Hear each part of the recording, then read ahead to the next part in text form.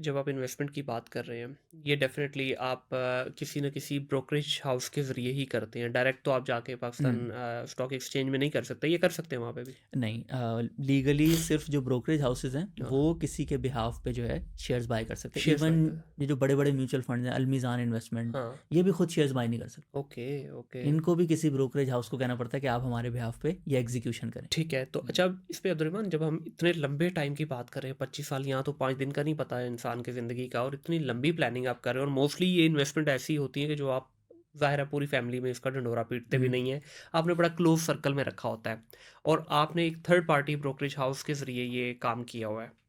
अब इस चीज़ की क्या गारंटी कि वो ब्रोकरेज हाउस ही 25 साल टिकने वाला है या नहीं है? हुँ, तो उस केस में क्या होता है अगर लेट्स से आपने 5-7 साल लगा दिए और इसमें प्रॉब्लम भी ये होती है कि आप कभी उनके साथ कम्युनिकेशन में आते भी नहीं हो, एक दफ़ा ले हुँ, लिया ख़ास तौर पे जो एक छोटा इन्वेस्टर है बेचारा जिसने 2, 4, 5, 10 लाख रुपए लगाया है, उसने एक दफ़ा शेयर ले लिए और शायद अगले 5 साल में उनको कभी फ़ोन भी नहीं करेगा, ना ये हुँ, वो इनको करेंगे। तो इस केस में सिक्योरिटी कितनी होती है इस चीज़ की कि ब्रोकरेज हाउस ही भाग गया? हुँ।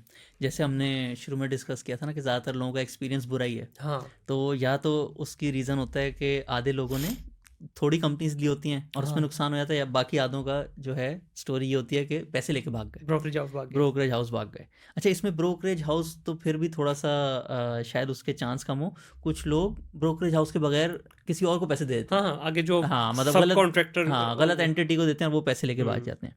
तो उसमें तो आपने खुद केयरफुल रहना है। इसमें जो है ब्रोकरेज हाउस कैश आपसे एक्सेप्ट कर ही नहीं सकता। ठीक है। तो कोई भी आपको कहे ना कि मुझे कैश दे दो, हुँ, हुँ। मैं आपके शेयर्स खरीदूँगा, वो आपसे कोई ना कोई फ्रॉड करने लगा है। ठीक है। जो भी चेक बनता है ना, ब्रोकरेज हाउस के नाम पे बनता है। और इसका जो सेकंड लेयर ऑफ सिक्योरिटी है कि एक है सीडीसी इन्वेस्टर अकाउंट। सीडीसी एक हुकूमत का एसोसिएटेड इदारा है। ठीक तो है। आप जैसे ही 2 दिन लगते हैं, आपने कोई चीज़ अगर परचेज़ हाँ, किया ना किसी हाँ। भी ब्रोकरेज हाउस हाँ से, जी, तो 2 दिन बाद वो सेटल हो जाती है। ठीक है। आप उनसे कहें कि आप मेरे शेयर जो हैं सीडीसी इन्वेस्टर अकाउंट में ट्रांसफ़र कर दें। ओके। सीडीसी इन्वेस्टर अकाउंट से जब तक आप नहीं उन शेयर्स को हिलाएँगे ना, वो हिल नहीं सकते। ओके, उधर कोई फ्रॉड नहीं हो सकता। ठीक है। तो वैसे तो जो बड़े ब्रोकरेज हाउस हैं, उधर हुँ, भी अगर आपने रखे हुए हैं तो ठीक है, बट एक्स्ट्रा सिक्योरिटी के लिए हुँ। जो है आप ये सारे शेयर सीडीसी इन्वेस्टर अकाउंट में ले जाएँ। कोई उसमें एक्स्ट्रा चीज़ नहीं है, जिस तरीके से ब्रोकरेज अकाउंट खुलता है, वैसे ही सीडीसी बट इसकी इन्वेस्टर मैंने सुना अकाउंट है खुलता कि है। जो ट्रांज़ैक्शन फ़ी है वो बहुत ज़्यादा कटती है। जो आपने प्रॉफ़िट गेन किया होता है वो आप इनको दे देते हैं या ब्रोकरेज हाउस को दे देते हैं या आप सीडीसी को दे देते हैं और ये फ़ी की मद में जो है ना, छोटा इन्वेस्टर तो बेचारा इन्हीं को ही पालता रहता है। खुद हुँ। तो उसकी बारी आती ही नहीं है। मैं इसमें आपको एक थोड़ा-सा मज़ाहिया किस्सा भी सुनाता हूँ। देखिए, अगर आप बहुत ज़्यादा ट्रेडिंग करेंगे ना, हाँ, तो आपकी फ़ीस ज़्यादा होगी। ठीक है। पाकिस्तान में फ़ीस है 0.15%। ओके। ठीक है? आप जब भी जैसे लेट्स से 1 लाख रुपए का आपने कोई शेयर बाय किया, हुँ, तो उसमें आपको 150 रुपए, मेरे ख़्याल से 1% हो गया 1000। हुँ। हाँ, 150 रुपए की जो है आपको ट्रांज़ैक्शन फ़ीस अप्लाई होगी। ठीक हो गया। ठीक है? और सीडीसी की ट्रांसफ़र फ़ी तो बहुत ही कम है, पॉइंट पता नहीं 4 ज़ीरो और फिर 4 आता है। ठीक है। शायद लाख रुपए का आप ट्रांसफ़र हुँ, करें ना तो हुँ। 4 रुपए लगते हैं। ठीक है। 4 भी हो सकता है, 40 भी हो सकता है, मेरे हाँ, ख़्याल से 4 है। एग्ज़ैक्ट नंबर मैं भी कोट नहीं कर सकता। तो ये फ़ीस ग्लोबली भी काफ़ी कम है। सही। लेकिन जो मैं आपको बता रहा था किस्सा, एक पुराने ज़माने में ना, 15 साल पहले एक ब्रोकरेज हाउस का डिफ़ॉल्ट हुआ ना, हुँ, तो उस वक़्त सब देख रहे थे कि किस-किस से कितने, किस क्लाइंट ने कितने पैसे देने हैं। ठीक है। तो एक क्लाइंट जो है ना, उनका आ रहा था कि इन्होंने 1 लाख रुपए देने हैं। हुँ, सही है, फिर देखा कि इनका पोर्टफ़ोलियो कितना है, तो उनका पोर्टफ़ोलियो में कुछ भी नहीं था। तो ठीक अब वो है। सोच रहे थे कि इस 1 लाख को बैड डेट कर दें कि नहीं कर हाँ। दें। तो उन्होंने जब रिकॉर्ड देखा तो उस बंदे का पोर्टफ़ोलियो 1 से 1.5 लाख का था, और उसने पिछले 1 से 2 सालों में ना 1 से 2 लाख रुपए कमीशन में दिए हुए थे। वो इतनी ज़्यादा कमीशन ट्रेडिंग रोज़-रोज़ करते होते थे, हाँ, इस वजह से उनकी फ़ीस बहुत ज़्यादा हो कि गई। जो एक्चुअली उनकी बेसिक हाँ, प्रिंसिपल अमाउंट थी वही नेगेटिव होके हाँ, फीसें मतलब चढ़ कि गई। उन अब गॉड नोज़ उन्होंने जो है वो प्रॉफ़िट बनाया कि नहीं बनाया, हुँ, लेकिन उन्होंने इतनी ट्रांज़ैक्शन की कि वो जो है उनकी फ़ीस बहुत ज़्यादा हो गई। तो ये एक चीज़ है जो कि जिसकी बेस वैल्यू बहुत कम है। हुँ, अगर आप इसको बहुत ज़्यादा यूज़ करेंगे तो अमाउंट बढ़ जाएगी। बिल्कुल ठीक है। अच्छा इसमें अभी अक्सर हम देखते हैं कि 2-3 टर्म यूज़ हो रही होती हैं जी आप डे ट्रेडर बन जाएँ इसमें, इंट्रा ट्रेडर बन जाएँ, आप शॉर्ट टर्म, मिड टर्म वो पोज़ीशन ले लें। इनको थोड़ा एक्सप्लेन कीजिएगा कि एक कॉमन पर्सन जो कंगला होता है ना इसमें मैं वाब ये थोड़ा रफ़ वर्ड यूज़ कर रहा हूँ, वो शायद इसी जो मैंने जितना देखा वो ये डे ट्रेडिंग की वजह से ही होता है। तो इस पे थोड़ा एक्सप्लेन कीजिएगा कि ये इसकी साइंस क्या है? इस डोमेन के अंदर क्या ये करना चाहिए या नहीं करना चाहिए? क्योंकि मैंने काफ़ी सारी स्टोरीज़ ऐसी देखी हैं हुँ। कि बड़ा अच्छा उनका पोर्टफ़ोलियो, करोड़ों का पोर्टफ़ोलियो, अचानक पता चलता है कि भाई साहब तो बैंकरप्ट हो गए हैं। ठीक है, फिर जी एक एक दौर देखा है जी, वो बंदा अचानक कुछ लोगों के पैसे लगवाए हुए हैं उसने, अचानक गायब हो गया। ये क्रिप्टो में भी हमने बड़ा देखा है, ठीक है, और इस डोमेन में भी है, फॉरेक्स में भी इवन ये चलता है। तो इसको ज़रा थोड़ा एक्सप्लेन कीजिएगा, ये है क्या चीज़? अच्छा, ये जो ज़्यादातर लोग बहुत बड़ा नुकसान कर देते हैं ना, हाँ। और सही तरीके से भी अगर काम करें, अगर कोई फ्रॉड नहीं करें, उसमें 99% जो रोल है ना, वो होता है लेवरेज का। ओके। लेवरेज होता है, मेरे पास 100 रुपये थे, हम्म। मैंने 90 रुपये किसी से बोरो किए और 100 रुपये की एक चीज़ खरीद ली। ठीक है, जो जैसा क्रिप्टो में इसको फ्यूचर कहते हैं हम। फ्यूचर्स में भी लेवरेज होती है, हाँ। बट फ्यूचर दूसरे तरीके, मतलब कैश वाले फ्यूचर भी हो सकते हैं। ठीक है, सो आपके पास अपने 10 रुपये थे, आपने 100 रुपये की चीज़ खरीद ली, सही हो गया। ठीक है। अगर ये 110 की हो गई, हाँ।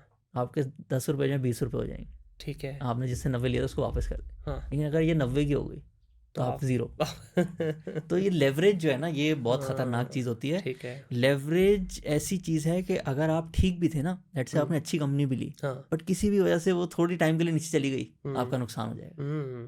तो इसीलिए कहते हैं कि अगर आप लेवरेज ट्रेडिंग कर रहे हैं ना, you have to be right on the direction as well as the time.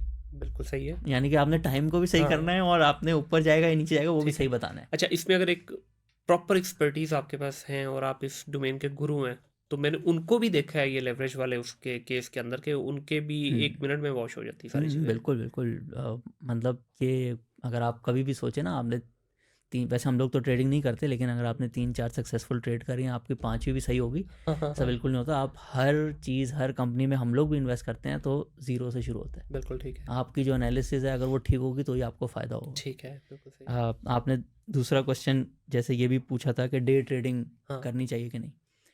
देखिए, हम लोग वैल्यू इन्वेस्टिंग करते हैं। वैल्यू इन्वेस्टिंग होती है कि एक बिज़नेस की वैल्यू निकालो, और अगर वो उससे कम प्राइस में मिल रहा है ना काफ़ी, और है भी अच्छा बिज़नेस, तो उसमें इन्वेस्ट कर दो। सही। लेकिन दुनिया में सक्सेसफुल ट्रेडर्स भी हैं, तो हम मतलब किसी को डिस्करेज नहीं करना चाहेंगे, हो सकता है उसकी एक्सपर्टीज़ उसमें हो। और ये चीज़ लेकिन ज़रूर है, जब आप ट्रेडिंग में जाए ना, तो आपके चांसेस ऑफ सक्सेस कम होते हैं। कम भी होते हैं, और आई थिंक सो इसमें you have to be laser sharp, और आपके फंडामेंटल्स, आपके एनालिसिस, आपके जितनी भी थ्योरीज हैं उनके ऊपर आपकी ग्रिप होनी चाहिए, तो तभी आपके जो चांसेस बेहतर बनेंगे। अगर लॉन्ग आप टर्म इन्वेस्टिंग में तो आपने लेके भी छोड़ दिया, हाँ। आप कुछ भी नहीं करेंगे, तो 99 या 100% चांस है कि उसमें बढ़ना ही है। ठीक है। वो कितना बढ़ेगा उस पर आप जो है डिस्कशन कर सकते हैं, बिल्कुल आप सही कितने है। अच्छे इन्वेस्टर हो, लेकिन लॉन्ग टर्म में उसने बढ़ना ही तो है। आप ये कह रहे हैं कि अगर आप इसमें लॉन्ग टर्म इन्वेस्टमेंट में जाते हैं, खास तौर पे अगर जो हमने 25 साल का जो एक प्लान रखा सामने, या इवन 5-10 साल में भी जाते हैं, तो इसमें चांसेस ऑफ फेलियर बहुत कम है, या चांसेस ऑफ लॉस बहुत कम है कंपेयर टू आप अगर डे ट्रेडिंग में आते हैं या इंटर ट्रेडिंग में आते हैं। तो डे ट्रेडिंग में 90% of your success will be determined by your skill. ठीक है। लेकिन लॉन्ग टर्म इन्वेस्टिंग में 99% of your success will be determined by the partners you are investing. उसमें आपने तो कुछ करना ही नहीं है। बिल्कुल उसमें अगर वो जो टॉप बिजनेसमैन ऑफ पाकिस्तान है, अगर वो सही काम कर रहे होंगे, तो आपको भी फायदा मिल जाएगा। बिल्कुल सही है। इसमें ना 5 साल में कभी कभी, जैसे पाकिस्तान में ये बूम बस्ट साइकिल होते हैं ना, तो लेट से आपने 2017 में इन्वेस्ट कर दिया, और पाकिस्तान में अगेन प्रॉफिट्स कंपनीज के बढ़ रहे थे, लेकिन पी रेशो आधा हो गया। ठीक है। तो उस वजह से चांसेस होते हैं कभी कभी आपका बुरा रिजल्ट आ जाए 5 साल में। लेकिन जैसे ही आप 10 साल क्रॉस करने लग जाएंगे, तो फिर बहुत कम चांसेस हो जाते हैं लॉस के। बस इसमें पॉइंट ये है कि परेशान नहीं होना, घबराना नहीं है। आपने एक दफ़ा डिसाइड कर लिया कि यार ये मैंने 25 साल के लिए इन्वेस्टमेंट की है, तो फिर don't look here and there और बार बार अपनी अकाउंट्स खोल के देखने में परेशान या पैनिक होने की ज़रूरत नहीं है। लॉन्ग टर्म का मतलब फिर एक्चुअली लॉन्ग टर्म उसको देखे। एक हम अब ज़्यादातर लोग ना ये बूम बस्ट साइकिल में बहुत फंसते हैं। हाँ। लेकिन कंपनीज कौन सी लेनी है उसका तो तोड़ बता दिया ना हमने, कि कुछ करना ही नहीं है, आपने एवरेज के साथ चले जाना है।